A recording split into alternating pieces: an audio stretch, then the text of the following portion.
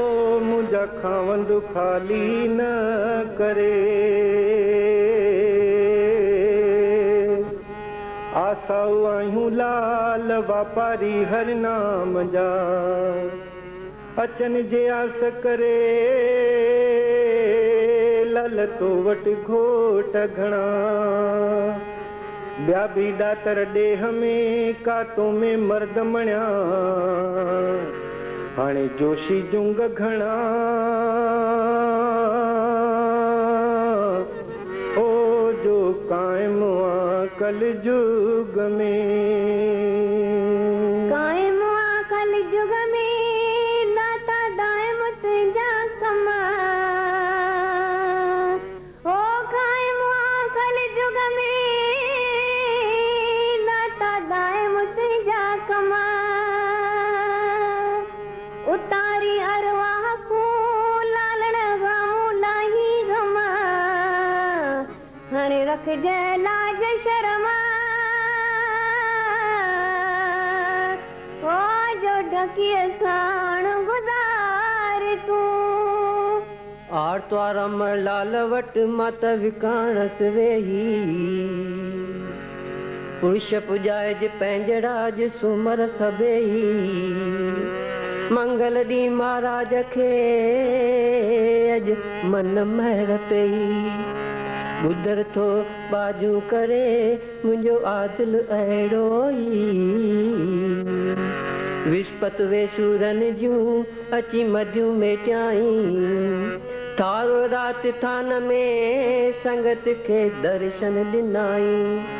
छंछर छुगेरल जी मुंहिंजी सोभ्या तम न्यारी, हाणे जेको अचे पई ओ तंहिंजा लथा गम गोपाल चवे, पुत्र खां थी आयो मुंहिंजो सूधो सांवल शाह, वण टिण सभु सावा थिया अॼु साओ थियड़ुम गाह, ओ माउ चवे थी पुट खे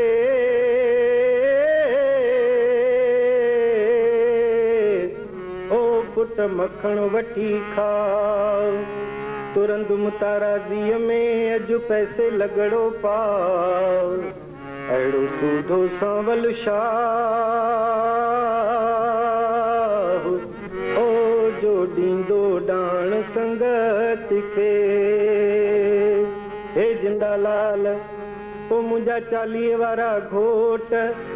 ओ मुंहिंजा लाल साईं बेड़ा बने लाई, सभिनी जी आस पुॼाई, दर तुंहिंजे तां स्वाली मिठड़ा कोन वञे थो खाली, मुंहिंजा लाल साईं सभ जा पलव घर, सॼी संगत जो पलव, माई भाईअ जो पलव, शेवाधारियुनि जो पलव,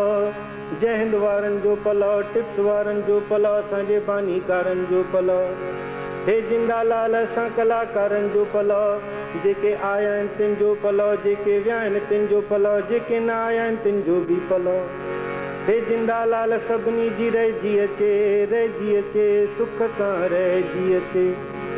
छो त जब तूं अजब तेरी वॾियाई, लख 52 लख 52 लख खड़े हैं सवाली,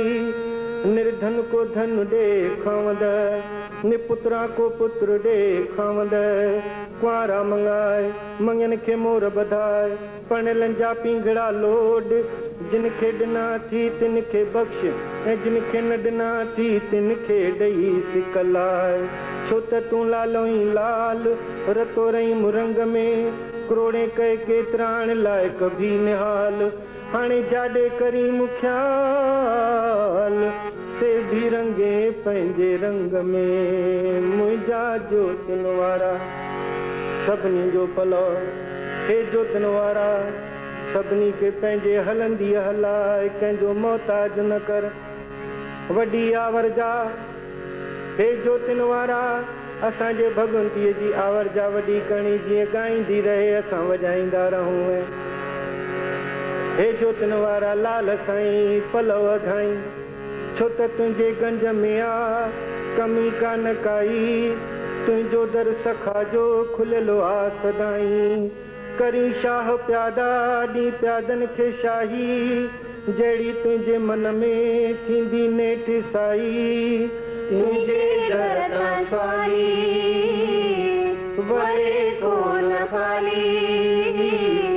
जड़िया सजे मन में लाल तेरी तो तप जाई घट कर बोल मरलाल की जय साधु बोलो शिव आज के आनंद की जय।